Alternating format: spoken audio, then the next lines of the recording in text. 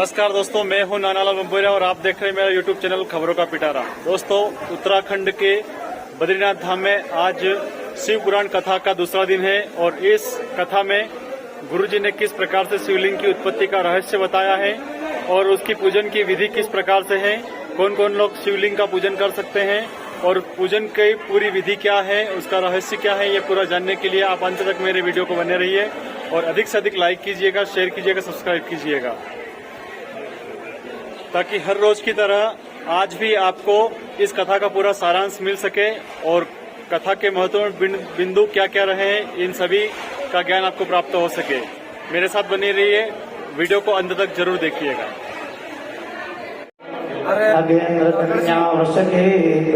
250 ग्राम में हो रहा है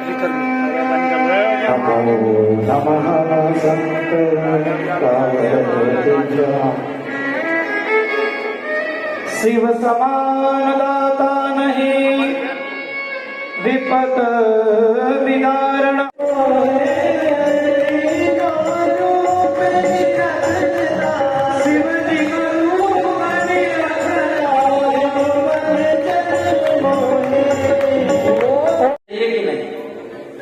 अच्छा, कितने कितने चाहते हैं हाथ खड़ा करो कि संत होने चाहिए। ये है हमारे भारत के वासी, संत होने चाहिए, देशभक्त भी होने चाहिए, पर होवे तो सही, पर हमारे घर में ना होने, पड़ोसी के हो जाए। अच्छा, अपने घर में संत होवे ऐसा कौन चाहता है? जवान बेटा घर से निकल जाए भजन करने के लिए, माता पिता चाहते हैं कि हमारा बेटा संत बने। अच्छा, हम लोग चाहते हैं कि चाहे कुछ भी बन जाए, कुछ भी, चाहे चोर बन जाए, चाहे लुटेरा बन जाए, डाकू बन जाए, पर संत ना बने। हाँ, संत बने पर पड़ोसी के घर में बने। तो ये माता पिता को कैसे स्वीकार हो? इसलिए नर नारायण तो अब तपस्वी संत होकर के संत रूप में आए। माता को और पिता को बड़ा, माता को ज्यादा दुख होता है। माता ने जाकर के कहा कि प्रभु, आप तो अब संत हो रहे हैं, तो हमें आपकी याद आएगी, हम आपको कैसे भूलेंगे? तो आप ऐसा हमारे पास में मिलने आया करना।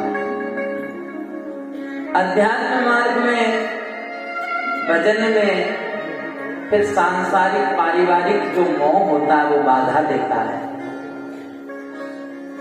इसलिए साधु संत दूर चले जाते हैं, फिर बताते नहीं। कोई उनको पहुंचने न कि काम के हो क्या बच्चे का, तो साधु करते, कुछ बोलते नहीं, बताते नहीं।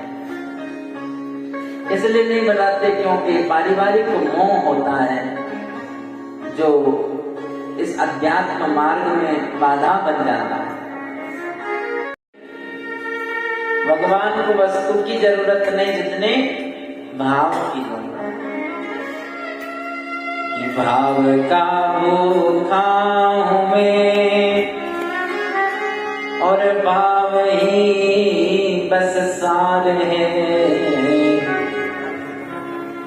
भाव से मुझको बजे तो भव से बेड़ा पार है। भाव से जल के चढ़ाए थे जमलोक उबार लेत और चंदन के चढ़ाए थे जमलोक उबार लेत। पत्रम पुष्पम फलम तोयम यो मे भक्त्या प्रयच्छति। चढ़ाना, पर भक्ति से चढ़ाना, प्रेम से, भाव से, बस भावग्राही। भगवान का एक नाम क्या है? भावग्राही। वह आपके भाव को देखते हैं। तो पत्रम पुष्पम, कोई पत्र चढ़ाओ, बेल पत्र चढ़ाओ, तुलसी पत्र चढ़ाओ, कुछ चढ़ाओ भगवान को, तो वह उसमें ही प्रसन्न हो जाने वाले। तो आप बेल पत्र चढ़ाओ, अच्छी बात है। और ये भी पत्र ही है, जैसे पहले पोस्ट ऑफिस से डाकिया आता पत्र लेकर के, तो प्रसन्नता होती थी कि नहीं? अब तो जरूरत ही नहीं है, अब पत्र की जरूरत नहीं लगी। सीधा वीडियो कॉल करो मोबाइल में, पत्र की जरूरत नहीं है। परंतु आप लोग तो पुराने लोग हैं, जब मोबाइल नहीं चला तो उस समय में पत्र कितनी प्रसन्नता देने वाला होता, तो खूब खुशी होती थी। डाकिया से पूछ ले हमारे को चिट्ठी पत्री आई है, डाकिया कहते हाँ आपके आया, बड़ी खुशी होती थी, वाह वाह किसी का पत्र आया।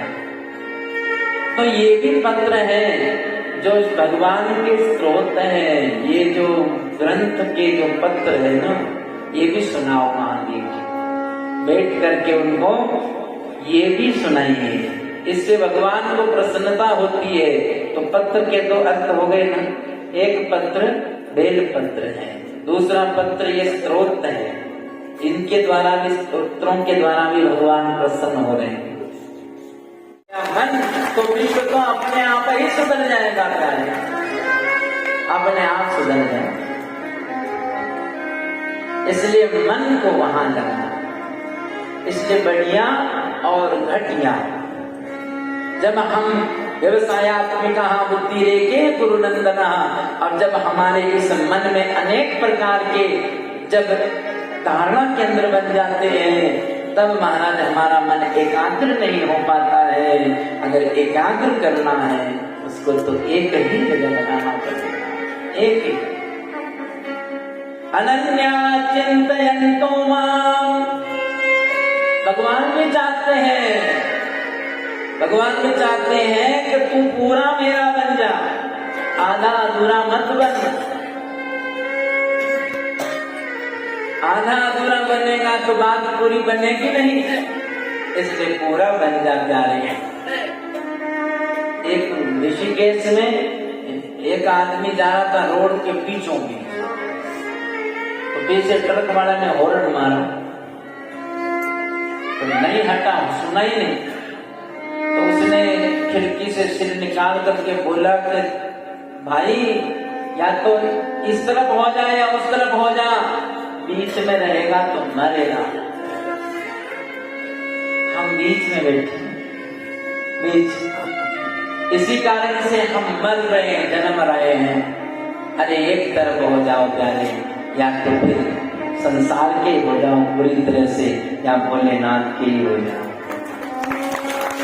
बस बहुत हो गया, अब हम कुछ नहीं होंगे, बहुत हो गया। तो माता कहती हाँ और लो और हो। तो ये जो भरतहरि जी विराट शतक में लिखते हैं भोगा न भोगा भरे भोगा, ये भोग हम क्या भोगेंगे, भोग ही हमको भोग जाएंगे। इसलिए बाद में दुख ही देने वाला है। ये श्रेय मार्ग अपनाओ। इसलिए बचा कुचा मन नहीं, सुमन, अच्छा मन। और अगर आपने अच्छा मन भगवान में लगा दिया, मन को अच्छा करके प्रभु में लगा दिया, तो समझना आप फूल ना भी चढ़ाए कोई बात नहीं, आपने मन रूपी पुष्प को चढ़ा दिया तो वही पुष्प चढ़ाना होगा। पत्रम पुष्पम फलम तोयम, फल चढ़ाते ना आप लोग, तो फल चढ़ाओ भगवान को। मैंने आप ये आम चढ़ाओ, अमरूद चढ़ाओ, सेब चढ़ाओ, ये भी चढ़ाओ, ये भी चढ़ाना चाहिए मंदिर में जाके, इसी से पंडित जी का घर चलता है। तो आप ये भी चढ़ाइए जरूर। और एक फल मेरे कहे से चढ़ाना, जो मैं बता रहा हूँ वो फल जरूर चढ़ाना। और वो फल है कर्म फल। क्या चढ़ाना? कर्म। यत् यत् कर्म करोमि तत्तदखिलम् शंभो तवाराधनम। जो में हम करते जाएं, जो करें शिवार्पणमस्तु, शिवार्पणमस्तु, उसको भगवान को अर्पित करना। एक माता जी नामदेव जी के सत्संग में चली गए, नाम था जनाबाई। उनके गांव में भी हम कथा करने गए, जनाबाई। उसने सुना नामदेव जी का कि जो कुछ करो वो भगवान को अर्पित करोगे। उसने कहा कि जो करो, वो कहते मैं तो घर में गाय भैंसे रखती, गायों को रखती हूँ, उनका गोबर उठाती, गोबर उठावे जो थापड़ी थापे, थापड़ी और थापड़ी जैसे पटके जैसे कहें कि श्री कृष्णार्पणमस्तु, भगवान को अर्पित हो जाए। विठलनाथ जी के मंदिर में पुजारी जी बढ़िया बढ़िया पोशाक बदलावे ठाकुर जी। और जब देखकर थोड़ी देर बाद में तो गोबर ही गोबर बना। ये कौन है भाई ऐसा जो हमारे ठाकुर जी में गोबर चढ़ाए? जनाबाई गोबर थापती और थाप करके जैसे ही नीचे पटकर जैसे कहे श्री कृष्णार्पणमस्तु, इतनी उसकी सुदृढ़ भावना हो गई कि जो मैं करती हूँ भगवान को अर्पित हो जाए, तब तो भगवान भी उसको स्वीकार कर लेते हैं। ये यथा माम प्रपद्यन्ते तां तथैव याम्यहम्। जो भक्त मुझे जिस भाव से बचता है, मैं भी उसको उसी भाव से बचता हूँ। इसीलिए कोई जिस प्रकार से मुझको अर्पित कर दे, मैं उसको भी ग्रहण कर लेता। भगवान ने उसको ग्रहण कर लिया। एक दिन जनाबाई की थापड़ियां चोरी हो गई। उसने दरखास्त लिखाई कि हमारे दरखास्त को थापड़ियां चोरी हो। अब वो बोले चौकीदार की थापड़ियां पर नाम लिखा था क्या?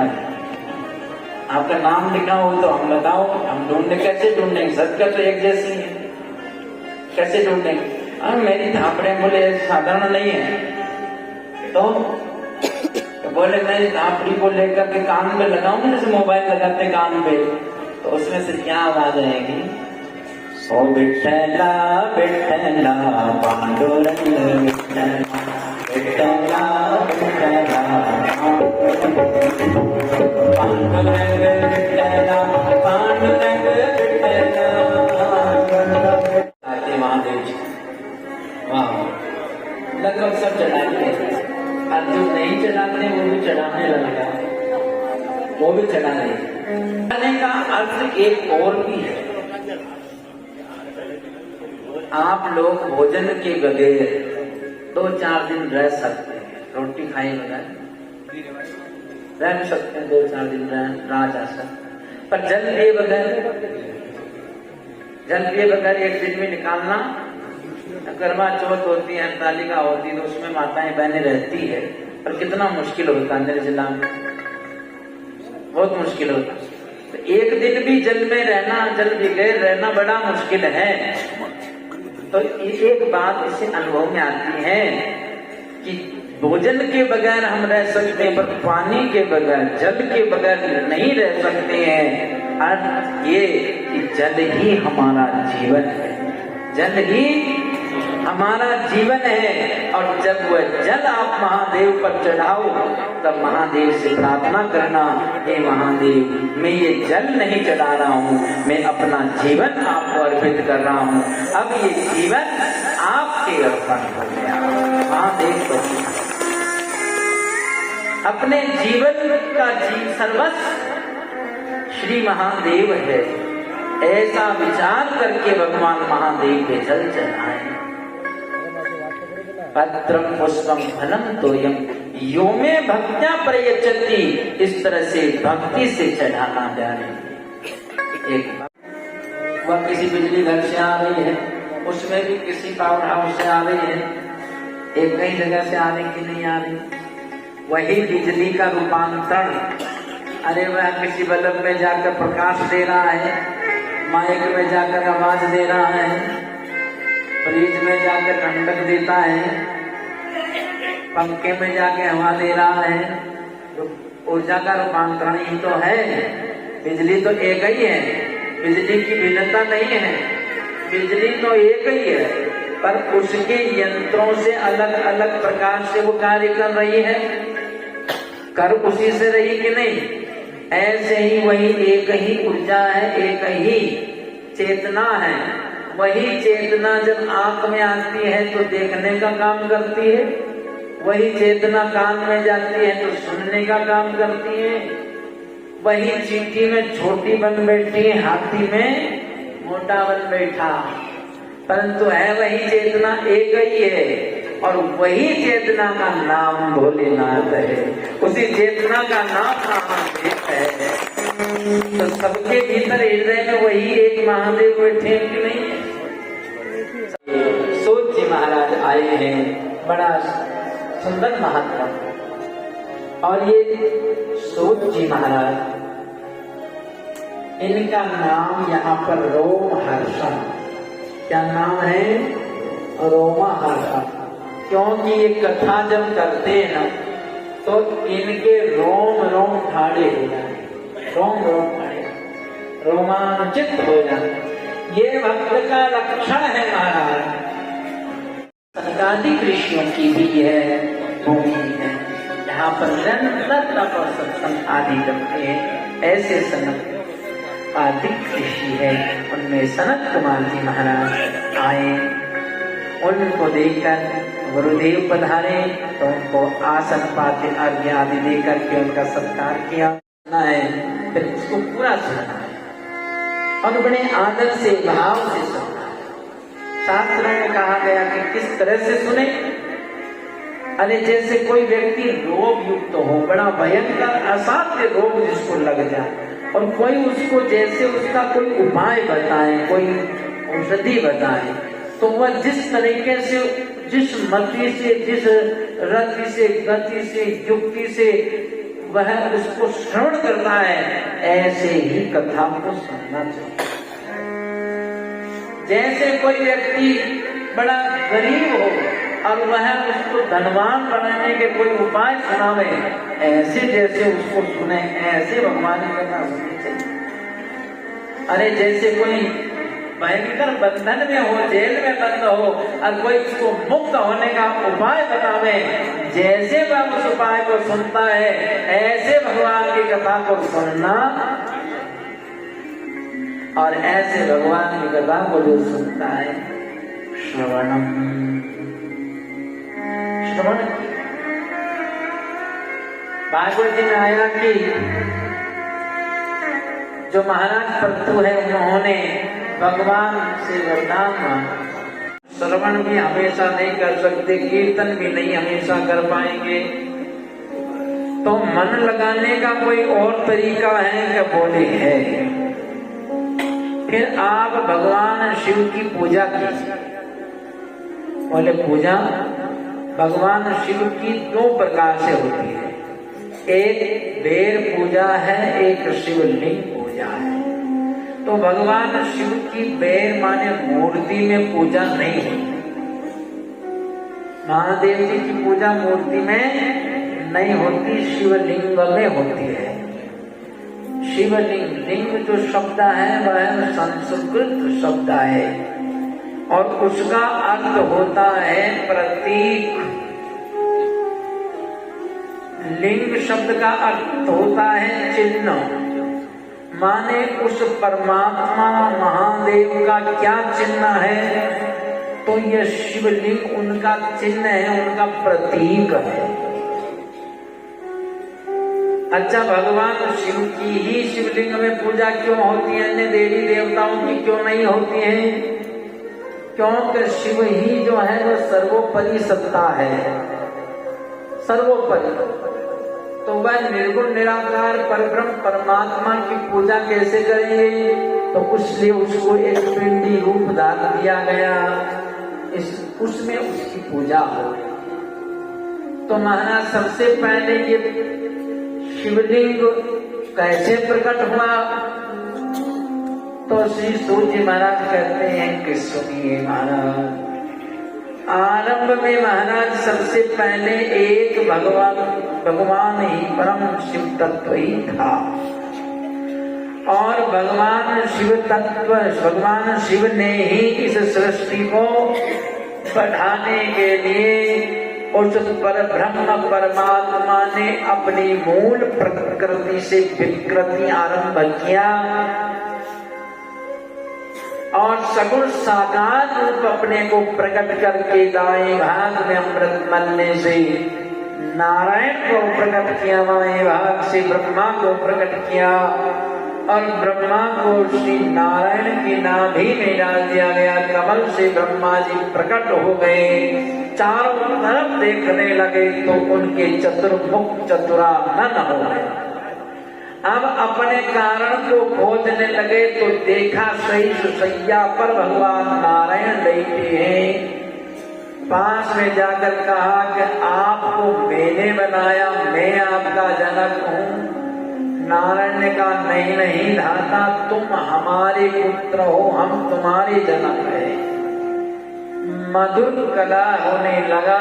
उस समय में जैसे दो का झगड़ा हो जाए तो पंच आकर निर्णय करते हैं, ऐसे पंचानन भगवान महादेव इन दोनों के मध्य में एक ज्योतिर्मय स्तंभ प्रकट कर दिया। बोले शंकर भगवान की जय, सांब सदा शिव भगवान की जय।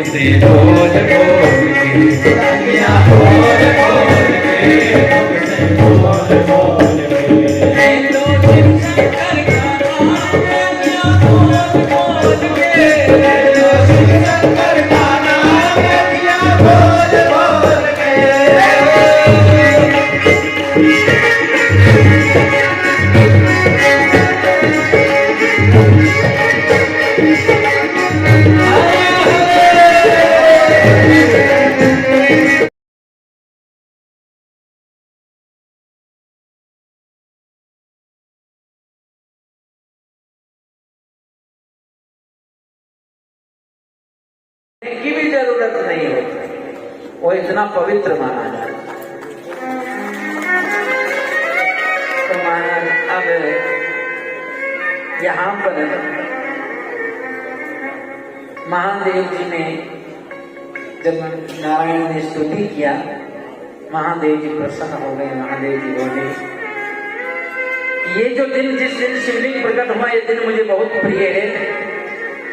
इस दिन को महाशिवरात्रि के नाम से जाना जाएगा। दिनमत्तदा पुण्यम बलियति महत्तरम शिवरात्रि ख्यातम मेरे शाम प्रिया।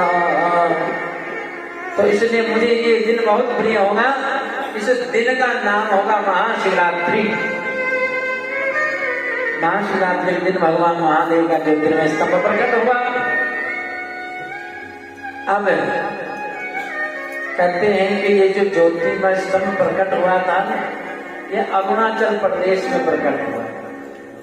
अरुणाचल प्रदेश अब वहां पर बहुत ज्यादा ईसाईकरण हो गया, इसलिए बना है। नहीं तो महादेव जी का वह प्रिय स्थल अरुणाचल प्रदेश में। और महाराज भगवान वह परम ज्योति है, इसलिए हर एक व्यक्ति सबको अपने जीवन काल में एक न एक बार महादेव जी का मंदिर जरूर बनाना चाहिए, माने शिवलिंग की स्थापना करनी चाहिए। आप जब महादेव जी के शिवलिंग की स्थापना करेंगे तो आपका उस ज्योति के साथ संबंध हो जाएगा। अगर आपको सामर्थ्य दिया प्रभु ने तो आप जरूर अपने जीवन में रहते एक बार शिव परिवार की स्थापना जरूर करें। और इसके बाद में भगवान महादेव जी ने कार्य विभाजन किया कि सृष्टि स्थिति संहार स्थिरो भाव अप्यनुग्रह पंचे जगत्कृत्यं नित्य सिद्ध मजांचुतो नारायण। कहेंगे कि नहीं ये तो ठीक जोड़ी बेकार है, बराबर की जोड़ी होने चाहिए। ऐसे यज्ञ जैसा हो वैसे ही दक्षिणा होनी चाहिए कि नहीं। अगर यज्ञ के अनुरूप दक्षिणा नहीं दिया तो वो बेमेल जोड़ी है, उसको कोई भी आपका यश नहीं होगा। उसे यश जिस काम के लिए आपने यज्ञ कराया वह पूरा ही नहीं होगा। तो यज्ञ के अनुरूप दक्षिणा होनी चाहिए। अब इन्होंने तो हमारा जीवन ही सुधार दिया और हमको मंत्र दे दिया, तो अब हम क्या दक्षिणा दें। सो ब्रह्मा जी और नारायण ने दक्षिणा दिया कि अपने आप को समर्पित करके। भगवान कृष्ण का एक दिन जन्मदिन बना रही थी माँ यशोदा। सभी ग्वाल बाल सखा मित्र सभी जो है कृष्ण के लिए भेंट लेकर आए, तो कोई जो है माखन ले आया। तब तो कन्हैया बड़े प्रसन्न हुए। देखो आप ध्यान देना इस बात पर कि भगवान आपके कौन सी भेंट से प्रसन्न होने वाले हैं। आप भी वही भेंट चढ़ाना जिससे भगवान बहुत प्रसन्न हो जाते हैं, वही भेंट आप चढ़ाना। तो यहाँ पर किसी ने माखन चढ़ाया तो कन्हैया बड़े प्रसन्न हुए। जाकर के सबको कहने लगा, रे मैया रे बाबा देखो मेरा मित्र क्या भेंट लेके आया, माखन। अब दूसरा एक जो शिष्य था वह मोर पंख लिया है। अब मोर पंख लाया तो कन्हैया ने मोर पंख अपने मुकुट में धारण कर लिया, सबको दिखावे, अरे मैया अरे बाबा देखो देखो एक हमारा मित्र कितने सुंदर भेंट लाया है। कोई चिड़िया का फर ले आया, कोई कामदा गैया का गोबर ही ले आया, कोई छाछ ले आया, कोई दही ले आया। तो कन्हैया ने कहा सब आ गए पर एक हमारा सखा नहीं आया भद्र, वो कहाँ है। क्या बोले कन्हैया वह तो बेटा बेटा रो रहा है। कन्हैया ने जाकर से पूछा कि क्यों रे भैया क्यों रो रहे हो। बोले इसलिए रो रहे हैं कि हम आपको भेंट देने के लिए विचार किया, पूरा रात्रि विचार किया, परंतु पूरी रात्रि विचार करने पर भी हमें समझ नहीं आया। तो वही भेंट क्यों नहीं दे देता जो पिछले वर्ष दिया था। तो भद्र को बड़ी खुशी हुई, बड़ा आनंद से झूमने लगा, नाचने लगा और कहा कि कन्हैया बहुत बहुत धन्यवाद जो मुझे याद दिला दिया। मैं वही भेंट आपको दूंगा जो मैं पिछले वर्ष दिया। अब की बार भद्र ने जाकर के दोनों हाथों से श्री कृष्ण को गलवैया डाल दिया, आलिंगित कर लिया और कहने लगा, हे कृष्ण मैं तेरा मैं तेरा मैं तेरा मैं तेरा। तो वह उनके पापों का भुगतान करके शुद्ध करके फिर लोग को भेज देते हैं। इसलिए काशी में मरने वाला फिर मुक्त हो जाता है। और देखो ऐसे ही महाराज काशी का बड़ा सुंदर महत्व आप लोगों ने सुना। तो यह है शिव क्षेत्र में वास करो, देव से प्रार्थना करो, क्योंकि गुरु बिन ज्ञान नहीं, गुरु बिन ध्यान नहीं, गुरु बिन आत्म विचार न रहत है, गुरु बिन प्रेम नहीं, गुरु बिन नेम नहीं, गुरु बिन संशय उनमें ही रहते हैं। इसलिए गुरुदेव की कृपा प्राप्त करें और गुरुदेव से शिव मंत्र से दीक्षित हो जाए। गुरु की आवश्यकता होती है, क्योंकि गुरु की युक्ति, वेदों की श्रुति और गुरु की युक्ति और स्वयं की अनुभूति के द्वारा जीव की मुक्ति हो जाती है। शिवलिंग की स्थापना करना चाहिए और आगे महादेव जी के पूजा का विधान बता रहे हैं कि कब पूजा करनी चाहिए, कौन से दिन करनी चाहिए, कौन से तिथि में करनी चाहिए। तो शिव महापुराण में आया कि ये जो 7 बार है, इन 7 बारों में अलग अलग बारों में अलग अलग पूजाएं हैं। शिव महापुराण में रविवार को शिव पूजा का वर्णन आया, पर लोग प्रचलित रूप से सोमवार हो गया, तो सोमवार को भी पूजा करना चाहिए। तो रविवार को शिव पूजा का, सोमवार को दुर्गा, मंगलवार को स्कंद, बुधवार को विष्णु, बृहस्पतिवार को यम, शुक्रवार को ब्रह्मा, शनिवार को इंद्र आदि अलग अलग पूजाओं का विधान बताया। तो पूजा कहाँ करनी चाहिए और कब करनी चाहिए? तो कहा जहाँ पर मन रुक जाए। जैसे अलग अलग स्थानों का अलग अलग फल है। जैसे नदी के तट पर शिव पूजा करो, उसका अलग दान है। किसी पर्वत पर करिए अथवा गौशाला में कीजिए या शिवालय में शिव की पूजा कीजिए और घर में कीजिए, सबके अपने अपने लाभ हैं, अपने अपना वहाँ की महत्ता है। पर शिव महापुराण में आया कि सर्वास्मादिकं ज्ञेयं तत्र वा रोचते मनः।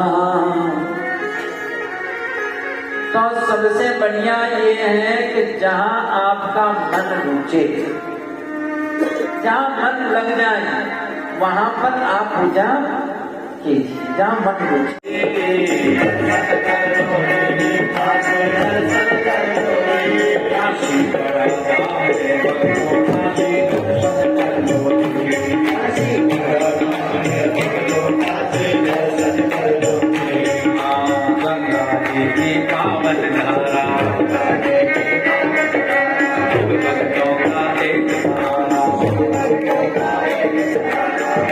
भक्तों